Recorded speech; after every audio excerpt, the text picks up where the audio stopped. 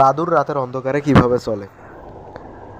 সাধারণত বাদুড় রাতের অন্ধকারে প্রতিধ্বনির মাধ্যমে চলে। কোনো একটা উৎস থেকে শব্দ আলাদা হয়ে আবার ওই উৎসের দিকে ফিরে আসলে তখন তাকে প্রতিধ্বনি বলে। যদি কোনো একটা উৎস থেকে আলো বের হওয়ার পর আবার কোনোখানে বাধা পেয়ে আবার ওই উৎসের দিকে ফিরে আসে, তখন সেই শব্দটাকে বলা হয় প্রতিধ্বনি শব্দ। মানে মনে করো এখানে একটা স্পিকার আছে, এই স্পিকার থেকে শব্দ মনে করো আলাদা হয়ে গেল, এই যে একটা তলের মধ্যে বাধা পেয়ে আবার যদি সেম উৎসের দিকে যদি ফিরে আসে তাহলে এটা হচ্ছে প্রতিধ্বনি। Active at night, bats hunt for insects and catch their prey with ultrasound waves. They use echoes to determine the exact location of prey.